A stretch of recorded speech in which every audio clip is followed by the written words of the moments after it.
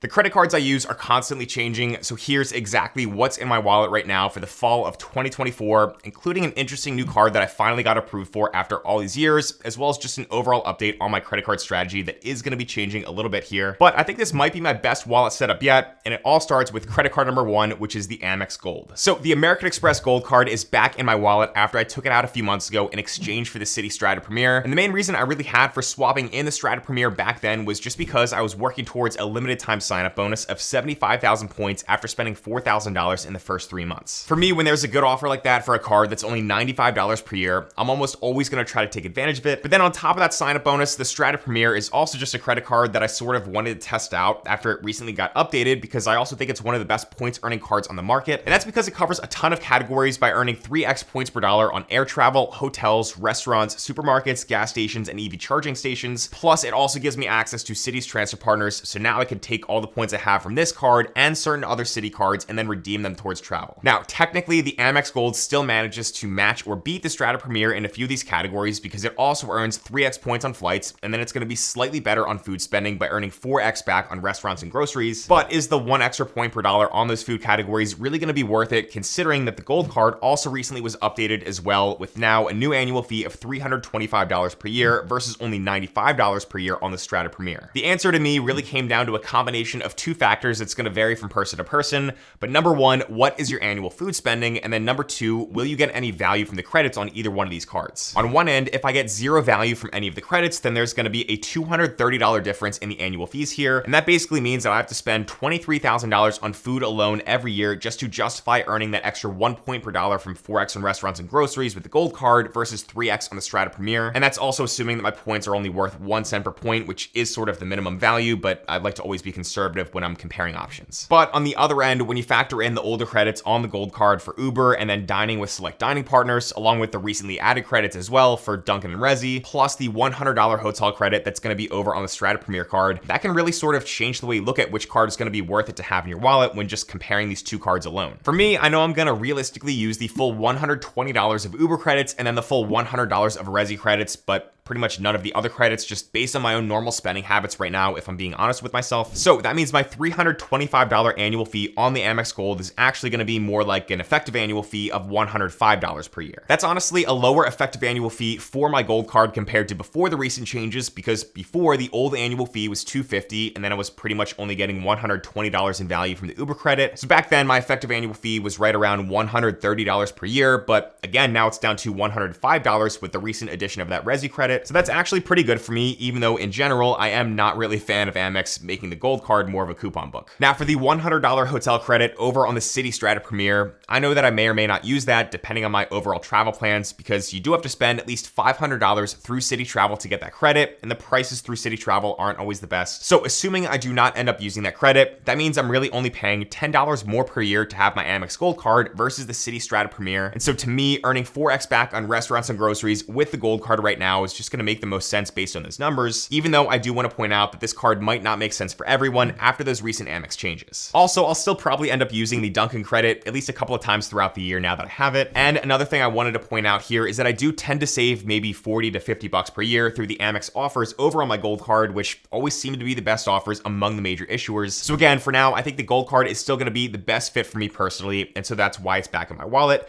But I'm going to share more of my thoughts here about this card in another upcoming video, so make sure to go ahead and subscribe down below so you don't miss that. Now for this next credit card here in my wallet, I've got the Citi Custom Cash, and over the past few months, I was actually using this credit card as my grocery store card, thanks to the way it earns 5x back on your highest eligible spend category each billing cycle and up to $500 of spending. So I would just use this card at grocery stores, which would lock that in as my highest spending category by default. And then because the Custom Cash card is earning Citi thank you points, again, I'm able to go ahead and combine those points earned through this card with the points earned over on the Citi Strata Premier. And then what I do is I take those points and I can eventually redeem them through the Strata Premier's transfer partners to get more value. But now for the fall of 2024, I'm going to go ahead and go back to how I normally would use my Custom Cash, which is by using it as my dedicated gas credit card to earn 5x back on that. And the only reason I really stopped using it for gas and switched it over to being a grocery card is because from July through September, the Chase Freedom Flex was going to be earning 5x back on gas as its rotating category. And personally, I do value earning 5x Chase points more than I value earning 5x Citi points, because Chase just has a few more transfer partners that I prefer, like Hyatt Hotels. Also, the Custom Cash was really only our backup grocery card over the summer because my wife Jackie is still earning 5x Chase points per dollar on groceries with her Freedom Unlimited, and that was thanks to a special sign-up bonus she was able to lock in for her first year with that card, which is still active through October for us. And so if we were shopping for groceries together or Jackie was alone at the grocery store, then we would use her Freedom Unlimited. But then if it was just me alone at the grocery store and I didn't have access to that card, I would go ahead and use my Citi Custom Cash. Now, I could keep using that Custom Cash as our grocery card as Jackie's Freedom Unlimited offer expires in a few weeks, but the one downside with that is going to be that the Custom Cash card is limited to earning 5x back on only up to $500 of spending each billing cycle. And because grocery prices have really gone up a lot lately, and Jackie and I do spend quite a bit each month on groceries, it just makes more sense for us to go ahead and earn 4x back on the Amex Gold card instead, because the spending cap on that card is $25,000 per year on grocery spend to earn that 4x back. And luckily, we don't spend that much on food right now because it is just us. So yeah, the Amex Gold card is going to move back into my wallet as our dining and grocery card, and then the Citi Custom Cash is going to move back in as our gas card. But now next here for the third credit card in my wallet, which by the way is the Ondar Apollo wallet that I'll go ahead and link to down below if you want to check that out. But for my next card here, we've also got the Chase Freedom Flex as a rotating category wild card. And even though the 5x on gas is going to be going away after September with the Freedom Flex, the new 5x categories are going to be even better in my opinion. So the Chase Freedom Flex in the fourth quarter of 2024 is going to be earning 5x back on McDonald's, PayPal, pet shops and vet services, and then select charities. Even though McDonald's is not really going to be a great one for me personally, some of the others actually really do fit perfectly for my fourth quarter spending. So PayPal is a payment option that most online and even some in-person retailers offer. And with the holiday shopping season coming up, this is obviously going to be a great way that I've been able to earn a ton of Chase points on some spending that I have to do anyway around this time of the year. And I think Chase has made PayPal a fourth quarter category on this card for a few years in a row now, so it's always really good to see that. Pet shops and vet services is actually going to be another timely fit for me and Jackie because we're adopting a dog in probably about a week or two after this video goes live. So here's a little sneak peek of him, and if we can get this video up to at least 1,500 likes, then I'll go ahead and upload some other pictures and videos over the next month on the channel. Now, the 5x points per dollar in these fourth quarter categories is only going to be active for the first $1,500 of spending that you do combined across those categories from October through December. And also, if you have a discontinued OG Chase Freedom card, which is basically just the older version of the Chase Freedom Flex, then you're also going to have access to the same 5x categories on that card as well. You do have to remember to activate these categories though, so make sure you always go ahead and do that. But the cool thing here is that if you have more than one OG Freedom or Freedom Flex, then you technically can get $1,500 of 5x spending in each one of those cards. So for me and Jackie, we both have the Freedom Flex, and then I have two OG Freedom cards, from one that I got way back in 2018, and then another one that I got earlier this year from downgrading my Sapphire Preferred, sort of just in preparation to apply for the Sapphire Reserve. So a little tip there is that you actually still can get the OG Freedom card through downgrading or product changing. Technically, because Jackie and I have 4 of these rotating category Chase cards, that means that we have up to $6,000 of spending to be earning 5x back across these cards, which is way more than we need. But still, it is nice to have as a way to sort of get around that $1,500 5x spending limit each quarter. Now, before we get to my newest credit card and a few others that I have in my wallet, I wanted to quickly mention the app that I use to track the spending that I actually put on these cards, and that is Rocket Money. Rocket Money is the app you need to save more and manage your money better. So like I said, I use it for tracking my expenses, budgeting, and even getting rid of old subscriptions that I might not want anymore. The app makes it super easy to identify and then cancel those subscriptions with just a couple of taps. And then I also went ahead and linked all my credit cards within the Rocket Money platform, so that way I could just quickly see where I might be overspending every month. So if you're looking for a new app to help you manage your budget as well, then go ahead and check out rocketmoney.com/Daniel Braun to get started for free. That's rocketmoney.com/Daniel Braun to get started for free, or you can go ahead and check out the link down below in the description.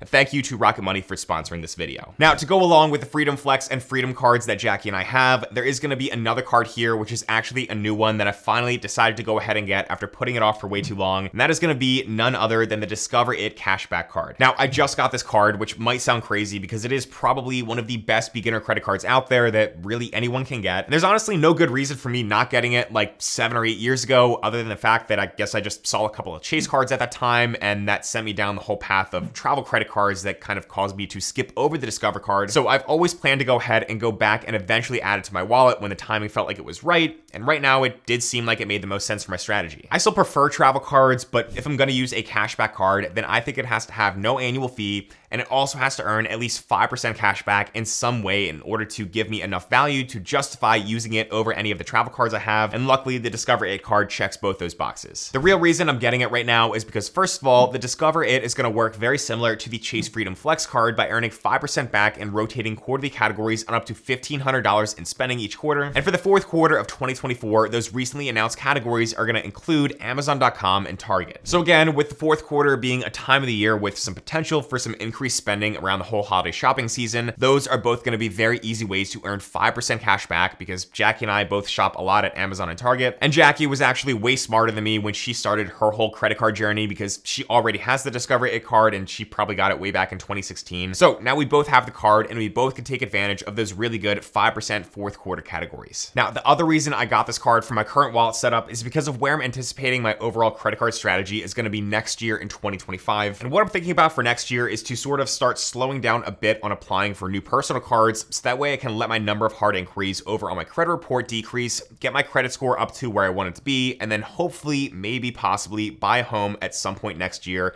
if Jackie and I see something that makes sense for where we're looking for here in the Philadelphia area. Who knows what'll actually happen though, because homes are obviously still super expensive and rates are supposed to slowly start coming down a bit, but I think it's at least a good idea for us to start getting prepared by not applying for a bunch of credit cards in the months leading up to potentially getting a mortgage. So by getting the Discover It card now, I'm just getting that hard inquiry out of the way. That way I'll be able to add it into my wallet rotation because even though I might not be working on quite as many new card sign-up bonuses next year for personal cards, at least I'm still gonna have the famous Discover It first year cashback match promotion. To me, this is still one of the best credit card bonus promotions out there for anyone because Discover is going to match whatever cashback you earn here with this card in your first year, dollar for dollar. And it's also unlimited as well. So if I earn $300 of cash back in my first year, then they're gonna match that with another $300 at the end of that year. So yeah, very happy to have the Discover It card finally after all these years because it was about time. And who knows if I ever end up making the switch over to Team Cashback at some point in the future, if travel ever slows down for me and Jackie, then this is definitely going to be pretty much one of the best credit cards to have for that type of setup. Now, even though Jackie and I are hoping to become homeowners sometime maybe late next year or at least some point in the near future, we are still going to be renting right now. So of course I had to mention the Bilt MasterCard next here in my wallet, which we're using right now to pay our rent. We pay around $3,200 per month for a 3-bedroom place, which might sound a little bit pricey to some people, or maybe even a little bit cheap if you're living in a big city. But we went with a 3-bedroom place so that we could have a guest room along with this dedicated YouTube studio office as well, which I'm obviously really happy about. But the good thing is we're able to at least earn 1x Bilt point per dollar on a rent payment every month for up to 100,000 points per calendar year, which we're going to fall under. The only catch is there is going to be a 5 transaction requirement every single statement period in order to keep the points we earn here with Bilt. So what I like to do is I use this as a subscription credit card by putting things like my Spotify, Apple iCloud, Audible, and my gym subscriptions on the Bilt card. That way I easily automatically hit those 5 transactions every single month without accidentally forgetting to do that. I also lined up most of these subscriptions and memberships to get charged on the first day of the month because Bilt runs this whole promotion called Rent Day where you can basically earn double points on pretty much everything except rent, even though unfortunately Bilt recently devalued this Rent Day promotion just a little bit because now you can only earn up to 1,000 bonus points on Rent Day versus the previous limit of 10,000 points you could earn. So that doesn't really affect me personally and how I was using this card, but it is kind of disappointing to see for some other people. Now, after the Bilt card, I've also got my catch-all card in my wallet for miscellaneous expenses, which is going to be the Chase Freedom Unlimited, and that's sort of been my standard catch-all card for a while now. The Freedom Unlimited earns 1.5x on everything, which I think is good, but it could be a little bit better if it was a 2x card like some of the other competitors on the market, like the Citi Double Cash or the Wells Fargo Active Cash. But the main reason why I'm okay with earning 1.5x, like I've said in plenty of previous videos,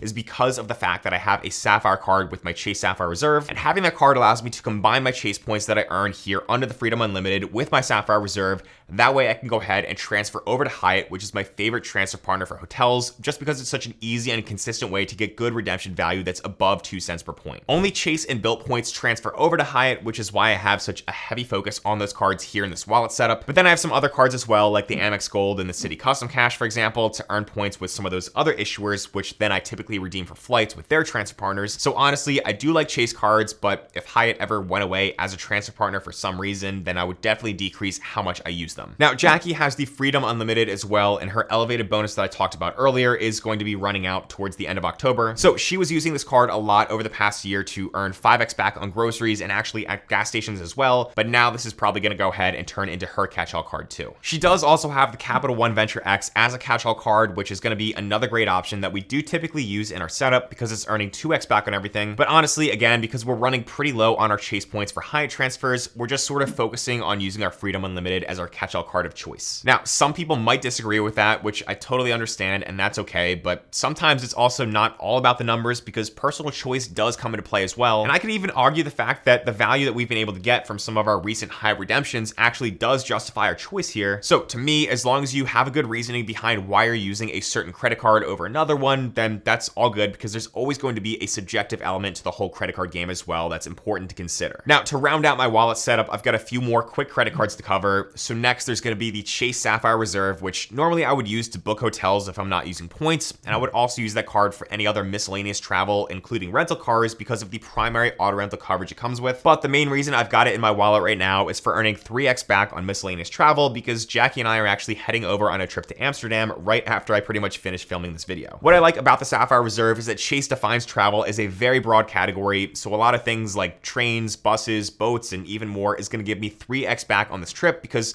I'm sure we're going to do plenty of canal tours and some biking and some other stuff like that to get around the city. Plus, we're also going to be connecting through Boston by flying JetBlue Mint over to Amsterdam, which should be a pretty cool flight experience. But during that stop in Boston, we're also going to have a few hours to kill to go hang out at the Chase Sapphire Lounge at that airport as well, which is always nice. I've also got my Chase World of Hyatt credit card because we are going to be staying at the Andaz in Amsterdam, which we booked using Hyatt points. So obviously this card is going to be perfect for that if we happen to have any extra charges that we have to put on the room. Then I've also got my Chase Inc. Business Unlimited card with me for any of my miscellaneous business expenses to earn 1.5x back on that. So I'm sort of just treating this like the business version of my Freedom Unlimited. And then I also like to carry with me my Schwab debit card that is part of my Schwab investor checking account. So that's just a pretty good debit card that I like to recommend whenever I'm traveling anywhere, because it comes with free ATM rebates worldwide, which is obviously great for grabbing cash if I ever need it, especially on a trip like this one that I'm going on. Now, if you want to learn more about my 2-player credit card strategy that Jackie and I like to use, which has allowed us to earn over 1 million points worth over $40,000 of free travel, then make sure to go ahead and check out this video over here on the screen next, because that's a good one. But as always, thanks for watching, and I'll see you in the next one.